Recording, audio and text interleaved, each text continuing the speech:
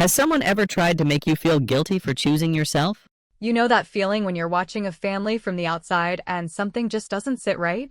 Like they're too perfect, like they're trying a little too hard to convince you they're normal? That's what people said about my family for years. Beautiful house, well-dressed kids, active in the community, 3 blonde girls with matching dresses in every family photo, and a mom who blogged about parenting like it was a spiritual calling. But while everyone else was eating up the triplet mom story and sharing her posts about raising 3 daughters born minutes apart, I was sitting below all of it. Literally. In the basement. Not like a punishment, not like when a kid gets grounded and sent downstairs. I mean, I lived there. Slept there. Ate there. Got my blood drawn there. Because I wasn't one of the triplets. I was the hidden fourth. I wasn't born later, either. I came out the same night, just last in the line, and my birth wasn't a mystery to anyone in that room. It's just that things went wrong when I was born, some kind of trauma to my organs, breathing issues. They never told me exactly what, and that's when it started. They told the hospital staff I wouldn't make it. And maybe, in that moment, part of them believed it. But when I stabilized in the NICU, instead of celebrating, my parents made a different kind of decision. They didn't update the family. They didn't tell the church. They didn't add my name to the birth certificate batch. They made me a secret. Kept me off the record. Told the world they had triplets, 3 girls. Not 4. So while my sisters were getting their baby photos taken for birth announcements, I was being transported back home under a blanket in the back seat, straight into a soundproof basement that had been finished to look like a playroom but felt more like a holding cell. And here's the wildest part. Growing up, I didn't know any of this was insane. I didn't know it wasn't normal to be raised with no windows, no school, no outside contact. I just thought it was weird how Mom always wore gloves when she handled me, or how she used that soft, fake voice when she said, "You're so special, baby. We're keeping you safe from the world." It wasn't until I was around 6 that I realized I wasn't living like other kids. There was no birthday party. No name on a cake. No friends. Just injections, pills, and a constant diet of supplements. And there were cameras not just in my room, but in every room upstairs too. I could see the whole house from a little monitor they gave me, like some creepy reward. I used to stare at the screen for hours, just watching them eat dinner, do homework, fight over toys. My sisters didn't even know I existed. They talked about how weird Mom was, how she was too strict, too obsessed with health. But they had no idea what was under their feet. And I know what you might be thinking. Did no one ever visit? Didn't anyone notice an extra kid wasn't around? But here's the genius of it. My parents were so public with their lives, so visible with the triplet miracle image, that nobody ever questioned a thing. My mom had this whole blog, 3 of a Kind, where she wrote about raising girls with different personalities. She had followers. Sponsors. Even a GoFundMe once, when one of my sisters had an accident, and they said it affected the whole family. People donated. Tens of thousands of dollars. And it was all built on a lie. Meanwhile, I was getting bone marrow extracted in the basement by my mom in scrubs. Not even a doctor. Just her and my dad, who worked in healthcare IT and had access to everything they needed to fake the paperwork. I didn't even have a real name. Not legally. They called me Kay because it sounded soft, neutral, not like a name someone might ask about. I once asked my mom if I'd ever go to school like the others, and she said, "Sweetheart, you have a different purpose. You're here to help." At the time, I thought that meant I was important. Later, I realized it meant I was expendable. And here's the part that still makes my skin crawl. I was healthy. There was nothing wrong with me for most of my childhood. They weren't keeping me down there because I was weak or dying. They were keeping me intact. Untouched. Like a backup hard drive. Because what they never told anyone, not even the sisters I watched grow up through a camera feed, was that I was the only perfect match for all 3 of them medically. Same blood type. Same tissue match. I was insurance. A spare part on standby. And you know what? I might have lived that way forever, watching them live while I was being preserved, if I hadn't overheard my mother one night on the phone, pacing in the hallway above me. She didn't know the vent was open. I heard every word.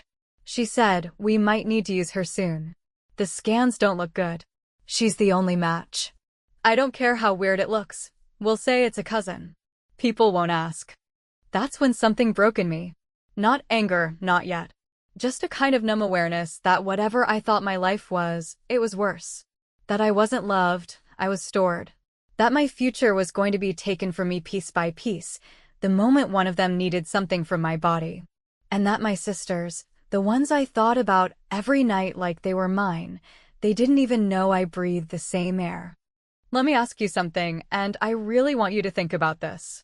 If you found out your parents had another kid, hidden away for over a decade, and used that child like a human blood bank to keep you healthy, what would you do? Would you even believe it? Would you feel guilty? Or would you want to burn the whole thing down? Because that's where this story is going. And I promise you, it gets worse before it gets better. But the ending? Oh, the ending is why I'm telling it. Because I wasn't just the spare.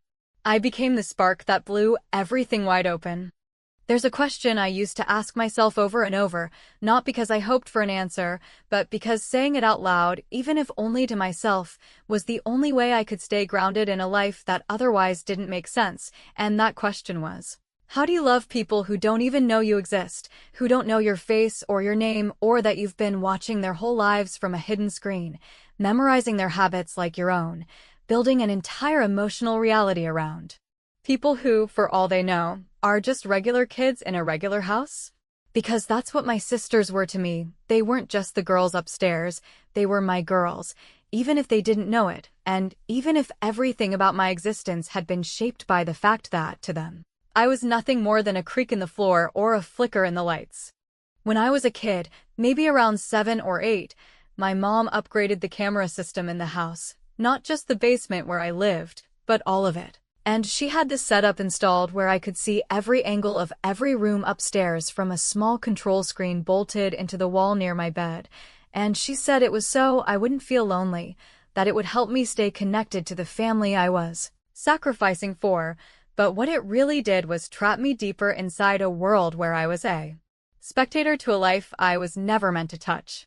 I watched their birthday parties, their school mornings, their fights and meltdowns and movie nights, and every night, before I went to sleep, I would whisper their names out loud like a prayer I wasn't sure anyone was hearing. I named them long before I ever learned their actual names. I gave them little nicknames in my head, like stories I was writing just for myself. The oldest, by just a few minutes, I called Captain because she always seemed to lead, even when she didn't know what she was doing. She was the one who yelled the loudest during fights, who organized the games when friends came over, who bossed the other two around like a tiny general with no army. The middle one, softer, quieter, more sensitive, I called Echo because she often repeated what the others said, unsure of her own opinions but desperate to be included, to be liked.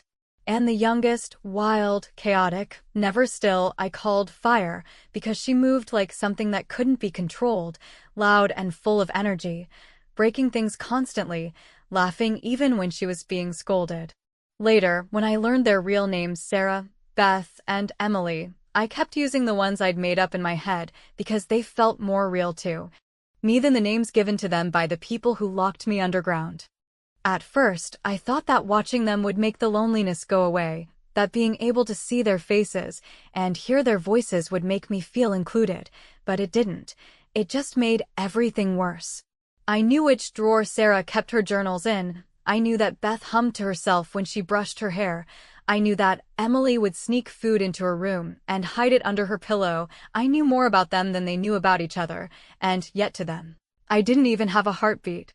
I once spent 3 whole days crying because I saw Beth break her arm on the trampoline and I couldn't do anything to help, couldn't yell or run or even make a noise loud enough for them to hear. I sat there in the basement, holding a pillow to my face, screaming into it until I was hoarse, while upstairs, they panicked and called an ambulance, and my mother told the paramedics, "She's our middle daughter, very sensitive, very brave." While I rocked myself in silence, repeating the same thing. Over and over, I could have helped. I could have helped. My mother used to come down once a day, usually in the morning, to give me whatever vitamins or supplements she was putting me on at the time, sometimes drawing blood, sometimes just staring at me like she was mentally checking off a list, and occasionally, she'd say something kind, something that made it almost worse than if she said nothing at all, like, "You're doing so well, Kay," or "They don't know it, but you're saving them," and it took me a long time to understand that those weren't words of love or gratitude. They were just ways to control me, to keep me compliant. When I asked her once why I couldn't just meet them, why I couldn't go to school or eat at the table like they did, she looked at me like I had just asked the stupidest question in the world and said, "Because your existence would complicate everything. We've built something beautiful here. You're part of it, but you can't be in it." The most humiliating part of it all wasn't the isolation, or the medical procedures, or the way I was ignored like furniture. It was the way I loved them. Deeply. Unconditionally. I made birthday cards for them every year. I kept a notebook where I wrote letters to each one, letters they'd never see, telling them how proud I was when they aced a test, or stood up for each other, or cried about a broken friendship. I cheered for them in my head during their dance recitals. I mimicked their sleep schedules just to feel like I was part of their rhythm. I built a whole identity around being the sister they didn't know they had, and I held on to the fantasy that one day, maybe, if things changed, if the truth ever came out, they'd look at me and say, "We're so sorry. We had no idea. We love you." But the older I got, the harder that was to believe. As I entered my teens, I started to see the truth behind the cracks in the perfect family story. My mother was obsessed with health, constantly monitoring their vitals, keeping food journals, insisting on specific diets. My father, while more distant, was oddly fixated on hospital-grade equipment, like we were all living in some sort of private clinic. I started to realize that this wasn't just about love or fear or even control, it was about value. I wasn't hidden because they were scared. I was hidden because I was useful. And if I ever stopped being useful, if I ever became inconvenient or sick or unpredictable, I wouldn't be hidden anymore. I'd be discarded. That's when I started documenting. Quietly.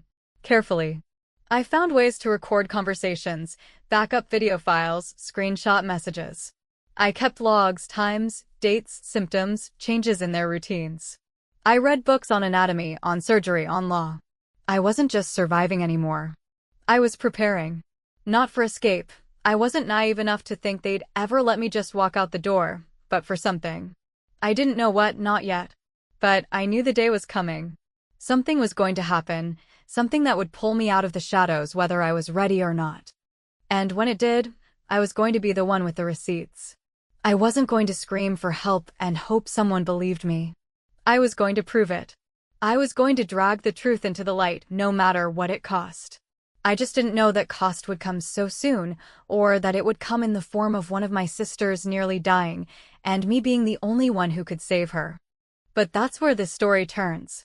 That's where everything I thought I knew about them, about myself, about the family I watched but never touched, started to collapse. Because the moment they needed something more than blood, the game changed. And I stopped being invisible. I became the plan. There's a strange shift that happens in your body when you stop being a person and start becoming a resource, when every glance in your direction starts to feel like it's calculating something, numbers, values, probabilities, and not seeing you at all. Not asking how you feel or what you want, but measuring what they can take from you and how long you'll last after they do.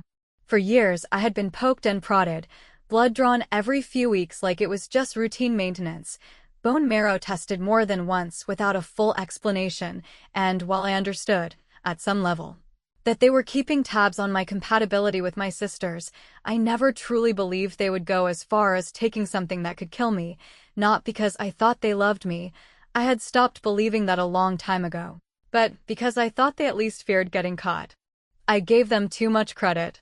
It started quietly, without drama or screaming. Just a shift in the way my mother moved when she came into the basement, more mechanical than usual, less conversation, no fake warmth, just quick glances at the monitor, clipboard in hand. Murmured phrases into her phone as she adjusted doses of supplements I hadn't questioned until then. She started making me fast without explanation, giving me saline IVs, and running new labs not once, but twice in the same week.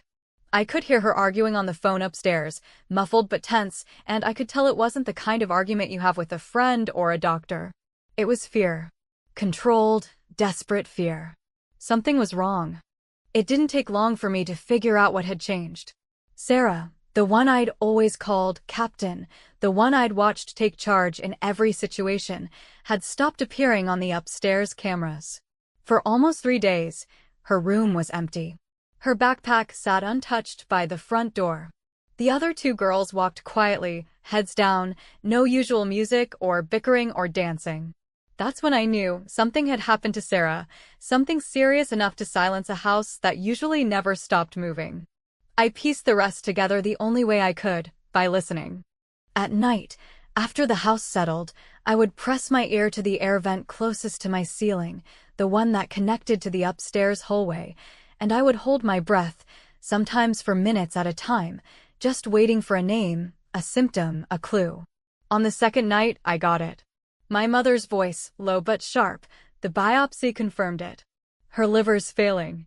We don't have time for donor lists. She doesn't have that kind of time. And then my father, whose voice I almost never heard downstairs, replied, "We prepped for this. Kay's numbers are a match. She's ready." That moment, right there, changed everything. I had always known I was a backup, that I was being preserved for some kind of worst-case scenario, but hearing it confirmed in their voices, hearing them talk about me like I was just a list of matching numbers, a part already ordered and waiting, was like being pushed off a cliff you didn't realize you were standing on. I didn't cry. I didn't panic. I sat down on the floor, legs crossed, and stared at the camera screen that showed Sarah's empty room, and I realized that if I didn't act soon, they were going to take a piece of me, maybe a big enough piece that I wouldn't survive. And they would tell whatever story they needed to in order to justify it. I wasn't a legal person. I had no birth certificate, no school record, no ID, no footprint in any database. My parents could claim I was a cousin from out of state. They could say I was adopted. Hell, they could say I was an anonymous donor and sign the papers themselves. And who would stop them? Who would even know to ask the question? I needed a plan, not just to escape, but to expose. Running wouldn't save me. They'd find me, or worse, erase the evidence that I ever existed. I had spent years documenting everything I could: stolen files, camera recordings, notes, and timestamps, but none of that would matter unless I could connect it to people who weren't part of the lie. I couldn't go to the police. Not yet. I couldn't contact a lawyer. I didn't even have access to a phone. But I had one small window, one potential lifeline, and it came from the same system they used to control me. The house was wired through a central hub that controlled all the cameras, locks, lights, and media. My dad had installed it thinking it made us secure, but in reality, it was a single point of failure. And over the years, I had figured out just enough to manipulate it in small ways, adjust the volume on their TV, freeze the kitchen feed, or shut off their motion alerts for a few minutes at a time. Nothing big enough to make them suspicious. But now I had to push further. I had to use it to reach them. I spent 2 nights constructing an anonymous message that looked like a glitch, something that could have come from a cloud sync or a misfired update, and I set it to send directly to Beth's school-issued tablet the next morning. It was short. Just a file labeled, "Watch This," with a 5-minute video clip I'd taken of one of my mom's unguarded basement rants. It wasn't the worst one, I didn't want to scare them off, but it was enough to show the truth. Me in the basement, her drawing blood, the date and time stamped clearly on the corner. I included a line of text, "I'm your sister. Please don't let them take my liver." I didn't know if she'd see it. I didn't know if she'd believe it. For all I knew, the message would get blocked or worse, ignored. But I had no choice. Because the following day, my mom came downstairs with a new needle kit and a form printed from some shady medical platform I'd never seen before, and she said, without looking me in the eye, "We need to start prepping your body for surgery. It'll happen within the week." I asked her what would happen if I said no.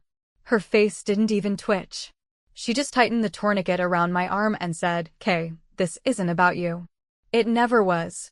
And that was the moment I stopped being afraid. Because when someone tells you that your body doesn't belong to you, when they make it clear they don't care if you survive as long as their story stays intact, something inside you hardens, not into hate, exactly, but into something colder, sharper, more dangerous. I wasn't going to beg. I wasn't going to reason. I was going to fight back, with facts, with proof, with strategy. I wasn't just the girl in the basement anymore. I was the one thing they didn't prepare for a witness. And somewhere upstairs, in a room filled with stuffed animals and half-finished homework, my sisters were about to find out that the family they trusted wasn't just broken, it was built on a secret buried under their feet. When I try to remember the moment everything truly started to unravel, the instant when my life, as controlled and claustrophobic and invisible as it had always been, finally collided with the world above. It wasn't the flashing lights or the police sirens or even the shocked faces of neighbors staring through their windows at three panicked girls screaming into the dark. It was earlier than that, quieter but far more significant. Because it was the first time in my entire life that someone, other than my parents, looked me in the eyes and saw me as a person, not a patient, not a secret, not a thing to be stored and used, but a real human being who had been there all along, watching, waiting, surviving. It started just 2 days after I sent the message to Beth's school tablet, and for a while, I thought nothing had worked. No reaction, no change, no whispers in the hallway or signs that the upstairs world had even flinched, and in that silence, I started to feel the panic creeping back in, that old familiar weight of helplessness settling over me, pressing down on my chest in the middle of the night, convincing me that maybe I had been too late, maybe they'd already decided what would happen to me, and maybe this time I wouldn't get to stop it. But then, on a night that began just like any other, the cameras glowing, the house humming with its usual routine, I noticed something different. Emily, the youngest, the one I always thought of as chaos in a ponytail, didn't go to bed. Instead, she slipped out of her room sometime past midnight, barefoot, still in pajamas, and tiptoed down the hallway like she was following something. On the monitors, I watched as she paused outside Beth's door, tapped twice, whispered something I couldn't catch, and the door opened just enough for them to slip inside together.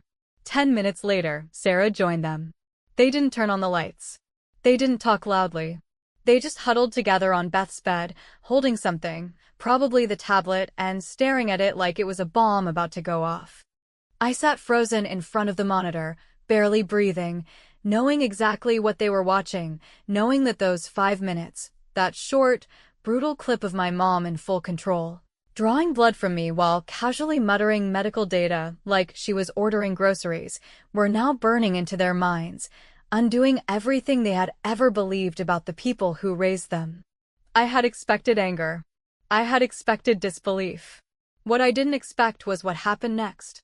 Because around 2 in the morning, the door to the basement opened without warning. No key turning. No creak from my mother's heavy footsteps. Just silence, and then the click of the lock disengaging, the slow groan of the door as it opened, and then 3 sets of footsteps, light, uncertain, almost hesitant, coming down the stairs. For the first time in my life, I looked up and saw their faces not through a monitor, not in a reflection or from behind a wall, but right in front of me, no barrier between us. And they looked at me like I was a ghost. Sarah's face was pale, lips slightly parted, like she was trying to find the words to explain something she hadn't fully accepted. Beth had tears in her eyes before she even said a word. Emily didn't speak at all. She just walked slowly into the room, looked around at the walls, the bed, the 4-rack, the camera cables, the locked cabinet filled with medical supplies, and then looked at me like she was seeing the crime scene of a murder that hadn't happened yet. No one said anything for almost a full minute. Just heavy silence, the kind that only exists when something irreversible has been discovered. And then Sarah, the leader, the one who'd always taken charge, stepped forward, knelt down in front of me, and said, in a voice so quiet I barely heard it, "What the hell is this?" It took everything I had not to collapse. I had spent years imagining this moment, rehearsing speeches in my head, picturing dramatic reunions and explosive revelations, but when it finally happened, all I could do was whisper, "I'm your sister." and hoped that it didn't sound as pathetic as it felt. Sarah didn't flinch. She didn't argue. She just looked at me, and then turned to Beth and said, "We can't let them do this." That night, the three of them sat on the floor with me for over an hour, flipping through my notebooks, watching more of the footage, reading copies of documents I had hidden behind a loose panel near the air duct. They didn't ask how I had survived or why I hadn't run. They didn't need to, because I think part of them already knew that everything they had taken for granted was now cracked wide open, and they didn't have the luxury of disbelief. Beth was the first to cry, and when she did, she buried her face in my shoulder like we had known each other our whole lives, and all I could do was hold her, awkward and stiff, because I didn't know what it felt like to be held by someone who cared. It was Emily, of course, who suggested the plan. It had to be loud, she said. It had to be something they couldn't lie about. We couldn't just confront our parents. They would twist it, spin it, lock me back down and say I'd tricked the girls or faked the whole thing. We needed witnesses. Proof. A spectacle. And Emily, wild, impulsive, brilliant Emily, said, "We wait until they're asleep. Then we scream." So we did. At exactly 3 in the morning, they opened the window to their shared bedroom and began yelling, not crying, not panicking, but yelling with purpose, with fury, with the kind of volume that turns heads even in a quiet suburban street. "There's a girl in our basement. She's our sister. She's real." They locked her up. Within seconds, lights flicked on across the street. Then more. A porch light here. A front door creaking open there. Curtains pulling back. Someone stepped outside with a flashlight. Another neighbor came out barefoot in a robe. A dog barked. And then someone yelled back, "What the hell is going on?" And that was all it took. One domino tipped.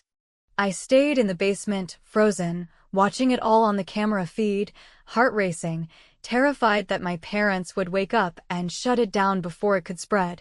But for once, the universe gave us time.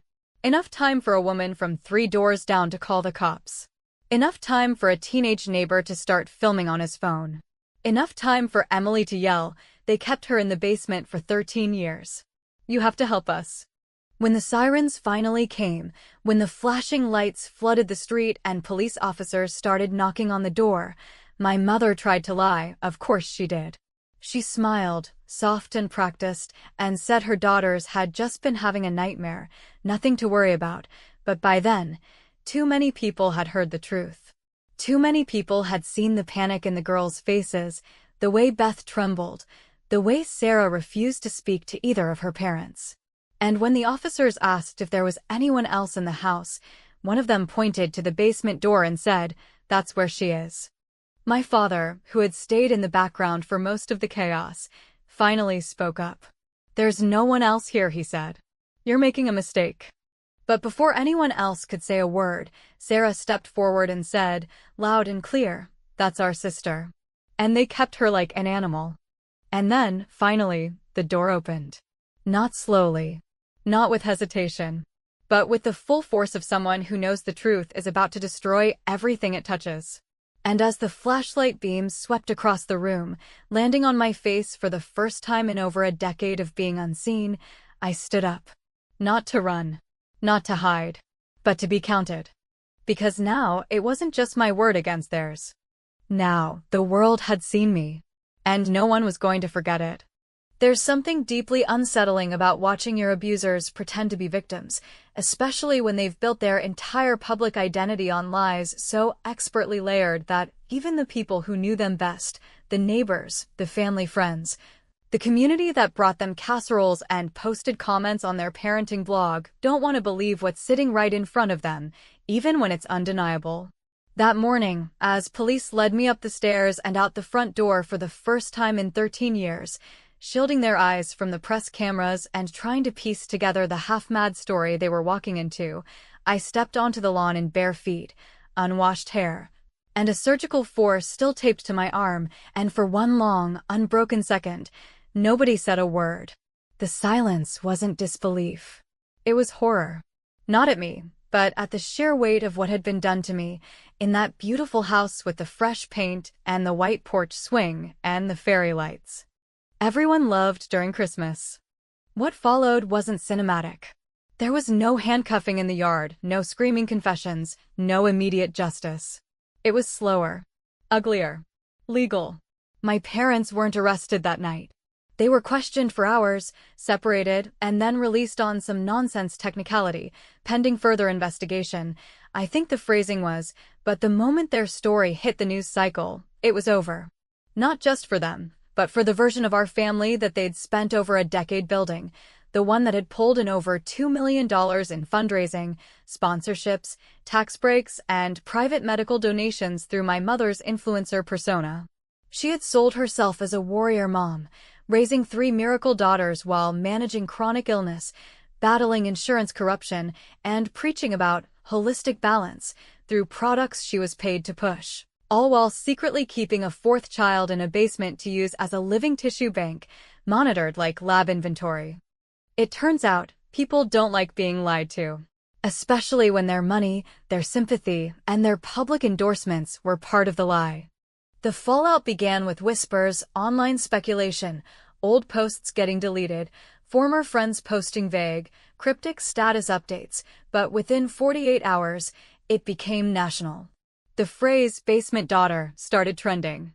A local news station aired a segment with heavily blurred footage of my room, including a shot of the locked cabinet where medical supplies were stored, another of the blood charts I had kept hidden in my mattress lining, and, most damning of all, the recorded footage I'd sent to Beth's tablet, the video of my mother drawing blood from my arm, labeling it with a date, and saying, "Let's hope this is the last pull before surgery." No one could spin that. Not even them. And yet, they tried. The first statement my parents released was a masterpiece of manipulation, claiming I had been born with severe immunocompromised conditions, that I had lived in isolation for my own health and safety, and that, in light of recent confusion, they were working with professionals to address my emerging mental health needs. They said I had imagined certain things, exaggerated others, and that while they understood the girl's emotional reaction, it was a family matter being resolved privately. But this wasn't private anymore. Within days, Sarah, Beth, and Emily came forward, not through lawyers or controlled interviews, but in a recorded video posted by a friend of Sarah's on social media, shaky and emotional, filmed in a parked car, where they told the truth. All of it. About the night they came downstairs. About the years of being kept in the dark. About the lies their parents told. And about how they had no idea that the person they now called their sister had been living less than 15 feet beneath their bedroom, while they played games and had sleepovers and laughed over dinner. Sarah, composed as ever, stared straight into the camera and said, "We believe her. We saw it. And we won't be quiet about it." That video changed everything. The state launched an official investigation. CPS got involved. Healthcare fraud specialists began tracing donation records and false insurance claims.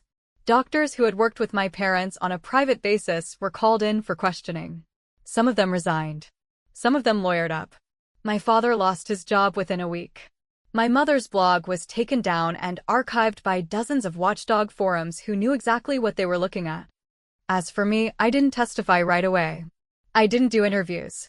I didn't want to be anyone's symbol. I wanted to breathe. To sleep in a room with a real window. To shower without having to ask for permission. To eat breakfast without a locked door behind me. The state placed me under temporary protection at a care facility for trauma survivors, and even though it was sterile and unfamiliar and filled with other girls whose eyes held the same kind of haunted silence I knew too well, it was still the first place I had ever been where I wasn't monitored for what I could give, but for what I needed. And yet, I knew I couldn't just disappear. Not after everything. Not after what they had done. Because silence was what allowed them to do it in the first place. Silence was their tool, their shield. And breaking that silence wasn't just about revenge. It was about control. My control. My terms. So I waited. I watched. I listened. And when the moment came, when the lawyers reached out asking if I wanted to submit a victim statement, I declined. Not because I wasn't ready, but because I had something better. I released everything. Every file. Every log. Every note. Every clip. I dumped it online, anonymously, on a platform that allowed full archives, scanned documents, handwritten notes, date-stamped video files, and a final message from me that simply said, they thought I was the backup. But I was the bomb. And I just went off. The explosion was immediate. Media outlets picked it up. Advocacy groups amplified it. Podcasts dissected it. A congressional aide even referenced it in a discussion on medical guardianship reform. My story wasn't about pity. It wasn't about trauma. It was about exposure, what happens when people with power build their lives around a lie and believe no one will ever challenge them. My sisters stood by me through all of it. They cut off contact with our parents. They fought to make sure I was recognized legally, a name, a birth certificate, the right to exist in the system that had erased me. They weren't perfect.